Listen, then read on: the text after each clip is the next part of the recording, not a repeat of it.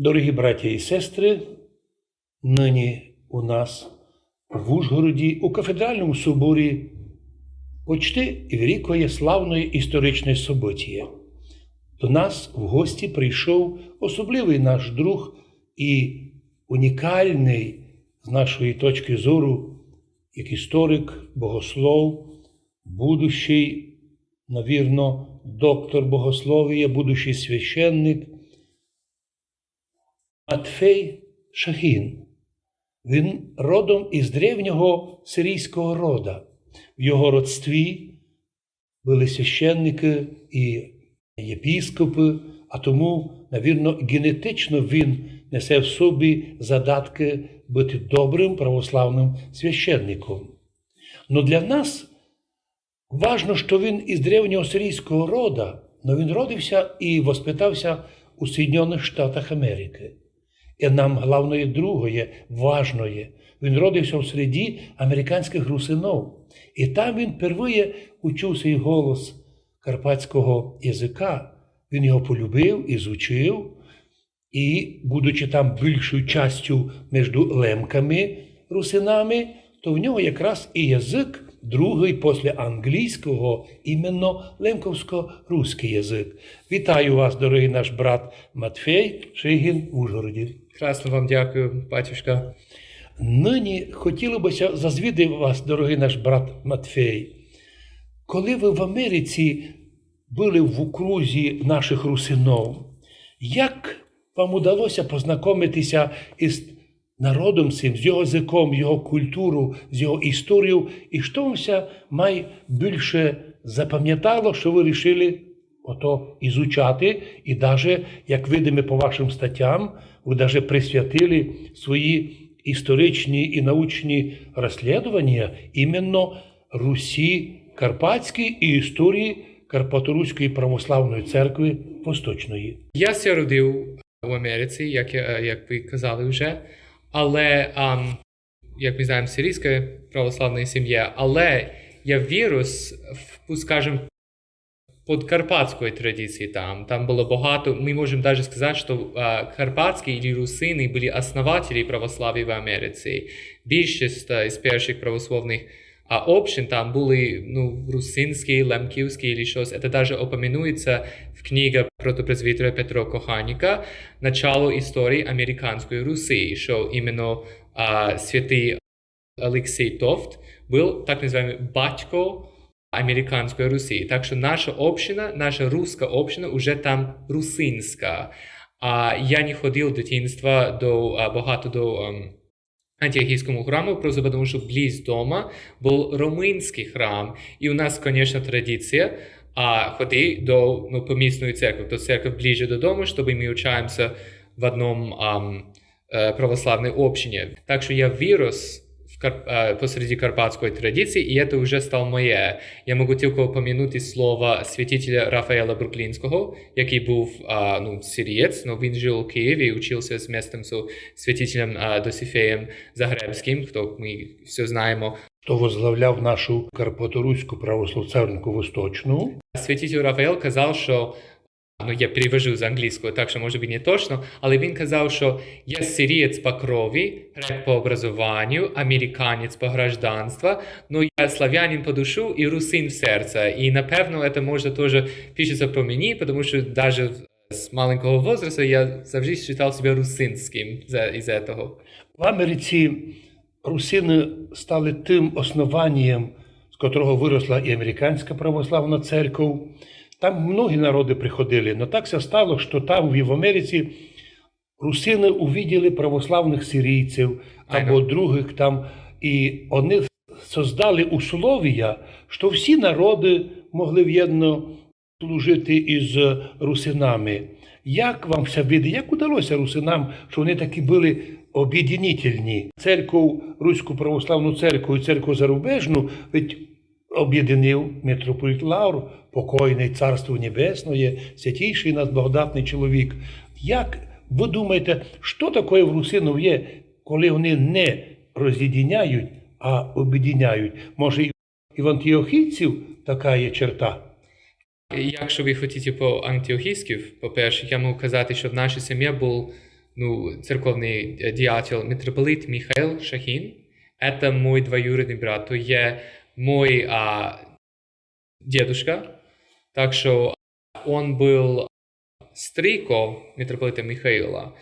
И он, коли он стал епископом, был две епархии в Америке. Талицкий, он был митрополит Талицкий, и был в Нью-Йорке более антиохийский. Талицкая епархия был более в русской метрополии или под такое влияние. И когда был вопрос об объединении, проблема была в том, что там были две епископаты. В Толидо обои канонические, но просто две разные юрисдикции. И это был митрополит Михаил, смиренный человек, кто сказал, я не должен быть предстоятелем, я готов быть архиепископ, и он дал уже покойному митрополиту Филиппу Салибу быть предстоятелем, митрополит, и объединилось. И мы видим тоже с владыку Лавру, это было то же самое, это всегда был, вот это объединение всегда начинается со смирением, со покаянием, а не с гордостью. То есть эти люди, владыка Лавр, хотели бы объединить через этот. Они чувствовали обязанность служить церкви превыше их. И это то, что меня научился посвященству, это саможертвие. И я думаю, что русыны это поняли, потому что они жили посреди славянском мире. Всегда были разные славяне, но у них был самое главное церковь, это то, что постоянно в Подкарпатской Руси. Королей менялось, империя менялась, а церковь завжди была здесь из времени Кирилла и Мефодия. Ведь русини, живя в центрі Європи, їм в древності удалося мати перші свої форми государственності, як, наприклад, Мархія Рутинорум, це 11 век. Но потім, коли сюди прийшли мадяри, то витиснули всіх русинів так по території кругом по європейським Карпатам, но не маючи позже держави, аж до 20 віку, коли вже в складі Чехословакії ми мали свою національну республіку, русини навчились, як ви кажете, знати, що в них держави міняються, королі міняються, но Кирило-Мефодіївська церква стабільно є. От Кирила і Мефодія до Дниська на Карпатській Русі православ'я не переривалося. І містами було гонимоє, нас загнали католики уніяти в подполье, но возродилися і ми сме. А от такими пішли в Америку, і от там вони увиділи, русини, що там свободніше було стати православним. І вони не лише стали самі православні, а ще підтягнули до себе і другі народи. Як вам все видить, що яка буде ще тепер історія православної церкви іменно в зв'язку з русинами, яку роль грають вони, і що би треба нам, русинам у Закарпаттю, тепер взяти одних, як опит або як приклад. Що русині тут можна взяти як приклад? Американських русинів, вони від там чудесно в чужому світі, перед чужим народом, основалися, як казали, Пенсильванія, то почти русинська держава. Так. І навіть виїжджали, як Закарпаття, з горами. І таке, що ми полюбили наші русини тому. Но вони там просто стали гражданами нової держави. Вони там не воювали, не бігали, вони піднімали Америку. Так, як ми піднімаємо нині у державі Україні, ми підтримуємо цю державу. Звісно, і треба бути так. Так, но як і ще, що ще таке особливе було в русинів Америки, що вони були такі хорошо об'єднуючі люди? Мені здається, що життя у чужбині навчив їм, тому що коли жили, примерно, в православній імперії, хоч неплохо, як було 2 століття назад, или что-то, это уже можно не понять, что такое церковь, потому что может связаться с национализмом или что-то. Но у Америцы нет православной державы, поэтому православный должен жить разум и понять, что церковь — это не светская организация, это тело Христово. И везде, коли каноническая церковь, как здесь у нас мы с Украинской православной церкви під омофором блаженнішого митрополита Онуфрія, мы знаем, что тут есть самая церковь, яка Иисус Христос построил у П'ятидесятниці.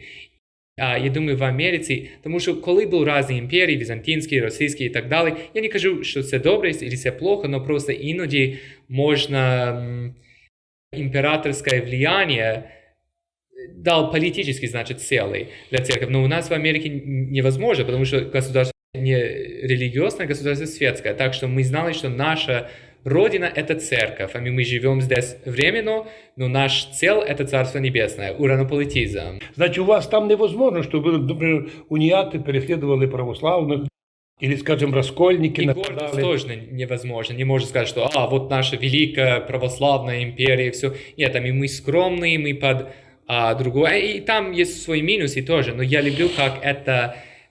Там было нельзя... Типа перепутали, что такое значит религия и что такое значит просто, я не знаю, идеология или что-то, потому что... Наші люди в Америці не путали, наприклад, релігіозність із політичністю, хоча завжди були активно політичні, бо на вибори йшли і вибирали своїх, і касу взаємопомощі мали. Но ще один момент важний. Як вам удалося почувствувати всі тонкості карпатистики, учення про історію Карпат і про православ'я? Ведь коли ми прочитали ваші публікації, ми були удивлені. Ведь там, в ваших статтях, ви розумієте, знаєте ті нюанси, які не знають ні російські історики, українські тим більше закрили очі на історію і на Академія наук України до сих пор і не починали ізучати історію Закарпаття. А ви в Америці, скоріше от Академія наук України, изучаете, и серия статей ваших – это чудное знание нашей истории. Як это удалось? По нюансе, это может быть даже благодаря мое западное образование в том, что у нас мы предпочитаем объективность. Мы любим кажуть просто факты, и мы можем сказать, что я это предпочитаю или я это предпочитаю, но факты надо открыто сказать. Я думаю, что просто через изучение истории, если мы хотели бы иметь цель, пишется о том было, и не просто о том, что мы хотим было, это поможет. Тоже я думаю, что интересно, что, как мы сказали, русины посреди славянской мира, так что в этом положении может быть влияние разных культур, и это сделает человек больше образованный. Примерно блаженнейший митрополит Онуфрий сказал, по-моему, что если человек знает только один язык, это как он ходит с только один глаз. Так что, как более мы знаем другие культуры, другие, значит, языки, мы станем богатыми, значит, по нашему знанию, чем если мы только знаем наш закрытый мир. Но я имею в виду акценты, что именно карпатскую историю вы увидели в ней древность, древность, которая часто уплывает от сегодняшних историков. Ведь сегодняшние историки все начинают, значит, меняют президенты, нараз новая история. А у вас четкое отношение, что древняя история Карпат и Карпатской, Карпат-Руської православної церкви – это тот уникум, який треба добре знати всім історикам. І от ви один з тих, котрий карпатистикою займаєтеся. І в чому та любов? Откуда та любов? Откуда моя любов к этому? Да, мені здається, це, я родився, як я казав, посреди цієї культури, і просто це стало моє. Я завжди обожаю карпатскую культуру. Я вспомню храма, даже песнопение, но это было трансильванское, но дуже похоже на русинское просто пение. Это просто стало в сердце. Это как бы, первые русичи, русини из Киева. Кожен Карпато-Русин є русин, а не кожен русин є Карпато-Русин. Так що русини із Києва, коли були у Візантії і смотрели наш собор, Святая Софія, это был перший, что им вдохновило. Они тоді веры не поняла, но просто они чувствовали, что Бог там среди своих людей. И нельзя, если это было песнопение, или, значит, как храм построили, но просто они чувствовали что-то там. Так что я не ганьбитесь со своей культурой, значит, кровная, но я всегда общал себя русинским из-за того, что это было мое окружение, и просто я хотел бы больше знать об этом. А коли перший раз, когда я был в детстве, я не знал особо, как отличается русинская от других регионов. Это был просто наш в Америке, то, что у нас есть. Я думаю, что везде. И интересно, может быть, вам, что я даже думал, яки русины 1800-летия, вот этом, или 1090-летия, я плохо с цифрами на славянском, но они думали, что в Москве они беседуют. Я тоже так думал, что когда мы слышали таких слов, что наши слова используют там. Но я уже жил среди русских тоже, так что иногда я использую русский как ну, как вы видите, как бы лингва франка, ну, перший раз, коли я був в Росії, я даже казав людьми «Слава Ісусу Христу», і я думав, що це нормальний привіт святам. Получается, что не, тут нормально, а там не. Но для меня это был как русские люди приветствуют друг друга, всегда религиозно или что-то. Да, но в статьях ваших говорите, что язык карпаторусский, русинский, это язык как бы всех прорусский для всех народов. И для россиян, и для украинцев, и для белорусов. А потому наш язик – это не просто язичіє, як то придумали так, щоб брезгливо, а це ми сохранили то, що було общее для всіх. Конечно. А значить, оказалося, треба було піти русинам в Америку, щоб тут сохранятися від мадяризації, словакізації, полонізації, українізації, румунізації, щоб там чистим оком поникати на нашу історію. У вас якесь преимущество перед русинами карпатськими, бо одні в Словакії словакізовані, другі полізовані. Тут українізація забирає своє, а ви якби нейтральний, ви чистий русин, у вас така любов. І які ваші плани на будущее є в плані научних трудов?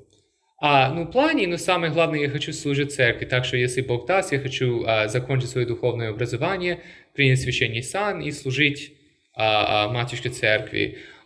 Мой интерес, две главные специализации, истории либо Киевской митрополии около час Петра Могилы, либо карпатскую традицию, Кирилло-Мефодиевские традиции на Карпаты.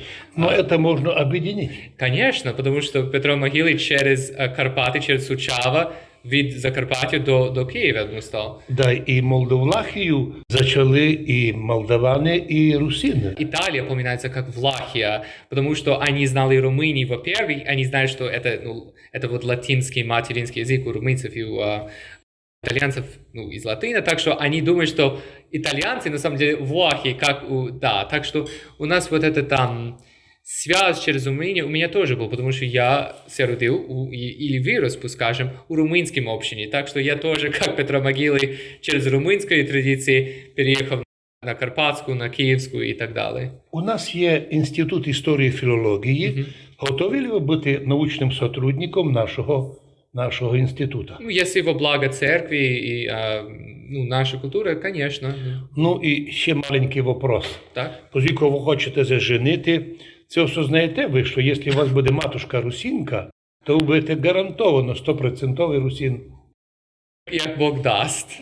Ми молимося, щоб Бог дав нашому брату Матфею знайти у житті таку собі жену, бо, як сказано у русинів, що сім'ю держить, один угол держить муж, а 3 угли держить жена. І якщо будете мати добру жену русинку, а ми за русинок даємо гарантію, що це добрі матушки, добрі воспитательки, і ясно, а що буде з вашої середи, то ви будете добру помощницю.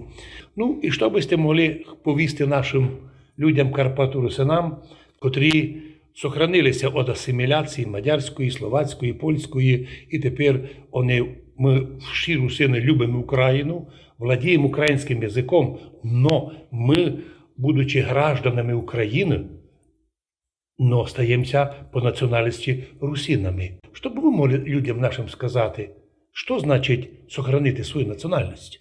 Во-первых, я думаю, что нам не треба быть, значит, экстремальный или радикальный по этому поводу. Как вы сказали, может любить Украину, а стать русином. Я считаю себя русинофил, украинофил, даже славянофил общее, румынофил, грекофил и так далее. Я думаю, что русины тоже это мают, потому что они всегда жили в мире со своим объяснением. Но то, что я хотел бы сказать ваших русинов, наших русинов, якщо йому казати, тільки мало час по історії нашої американської церкви, як ми казали ізначально, это был практически построен русинов. Святый Алексей Тов приехал в Америку як уніат, во-первых, не православний он был, и он приехал служить в уніатську церковь. Но коли приехал до католического епископа за благословение служить, ему не приняли. Сказал, он сказал, вы священник? Он сказал, да, вы был женат. Он сказал, я вдовец. Он сказал, я не считаю вы или ваш епископ католиком, идите обратно. Так что он даже не знал, что делать. Так что один чоловік у його храма, дуже умний, його звуть Іван Млинар, казав, чому ж ми вічно чужим кланятися, якщо ми не йдемо до римського, католицького єпископу, йдемо до нашому, йдемо до русинському, то є. Так що вони знайшли, значить, соединение с отцовской верой через этот бит. Так что иноді Бог, я думаю, посылает нам даже бит, как это было, потому что Русини не хотел принять. Сначала это было оскорбительно, но в конце концов это провел им возвращаться к православную веру. То так було, як коли Бог ожесточив серце фараона, щоб на ньому показати свою силу. Точно. Бог ожесточив серце католіка, щоб русини вернулися в православ'я. И мы видим, что православная вера даже укреплялся через это испытание и такое страдание. Потому что реально, если мы хотим ходить по Иисусу Христу, тогда это мы должны даже страдать. Он страдал, он наш Бог и король, и царь, так что мы не можем не страдать в эту жизнь, если сам Господь страдал. Как написано в Євангелії, вам не тільки дано вірувати, но й страдати за нього. Так. Ясно, що Бог благословив нам і нині общається з нашим братом Матвеєм Шахіном із Америки. Ясно, що наші браття в Америці, можливо, не ідеально сохранили язик, культуру, може, маленько мають акценти лемковські, однако душа, як чуєте, як видите, у нашого брата Матфея, серце русинське. Дорогі браття і сестри, ми під відео постараємося подати ссылки на научні і богословські труди нашого брата Матвея Шегіна, бо так нам важно, щоб ми тут Закарпаттю, вивчає богослов і історію, не лише читали історію своїх недругів, або, скажімо так, м'яким словом, не своїх, а подивилися на позицію американських русинів, які в Америці зосталися русинами, там їх ніхто не б'є, ніхто їх не обзиває сепаратистами, ніхто їм не клеїть зміну родині, як то в нас грозиться кожен день вислухати. А значить, нам стоїло б подивитися на образ життя американських русинів, ну і ті научні труди, з ними познайомитися. Якщо якісь предложення будуть, пишіть нам, предлагайте нам, уточняйте, де ми могли бути неосторожно неточні, а в'єдно ми желаємо лем правди і добротної історії русинов, сохранення їх прав і свобод. Но найголовніше казає як каже наш друг Матфей Шегін, що найбільша правда прибуває у православної церкви, бо то самий надійний корабель у всьому світі, самий надіжний транспорт, з котрим ми пливемо у небесну пристань, у Царство Божоє. Желаю вам, дорогий наш брат Матфей Шегін, щоб ви сте добрим були служителем церкви. Приготуйтеся до того, бо священник, як ви кажете, то служення жертвенне. Ну, в принципі, і коли женитеся, то прийдеться часть і пожертвувати для будущої супруги. Любов сімейна для священника дуже важна. Русини, як у древності, так і нині позирають на сім'ю, як на образець такої райського сімейного подружжя. А тому і вам желаємо, щоб це то буде американка русинка. Це можемо ми тут вам предложити наші кандидати в матушки. Це вже Божа воля. Многое вам і благая літа. Желаю вам від наших русинів добрих участів у ваших научних трудах. Дякуємо, що ви сьогодні у нас прочитали апостола по-церковнослав'янськи. Сподіваюся, що добре чули. Мені здається, що було дуже погано. Ну, так, то критично самому добре. Добре було. Значить, володієте церковнослав'янським язиком, а значить, ви, на мій погляд, готовий хоч завтра женитися і ставати священником. Дякую. И я просто хотел бы сказать окончательным словом, что мы просим від лица американской церкви, мы подтверждаем единую каноническую церковь на Украине под омарфором блаженнейшим митрополитом Онуфрием, и мы знаем, и мы просим, чтобы все русины здесь всегда стать лояльным своей благодатной церкви, и мы знаем, что от русинов всегда была эта лояльность к церкви, они страдали за свою веру. Карпатский гор стал как другий Голгофа иноді, и всегда опыт Максима Сандовича, он имел возможность сохранить свои жизни, значит, вера отказался. Но он это не делал. Он даже свою жизнь пожертвовал за веру. И мы знаем, что русыни боголюбечный народ, и мы точно верим, что они всегда будут верными в свою материнскую церковь. И мы благодарим вам за это. І ми вам благодаримо, щоб ви не забули, що наш народ боголюбивий, наш народ держиться віри, бо це єдиний спасительний корабль, церков, в котрому можна безпроблемно пливти по всьому морю, а оскільки ми в центрі Європи, то ми нині маємо задачу, як ви в Америці других подержати, а ми також, русини, православні Закарпаття, хочемо подержати всіх православних України, щоб одержатися в єдинстві з Українською православною церквою, де предстоятель блаженніший Онуфрій. Слава Ісусу Христу! Слава навіки Богу! Мира і благословення всім нашим русинам. Будьте здорові, до слідуючих зустріч. Красно вам дякую, батюшка. Богом.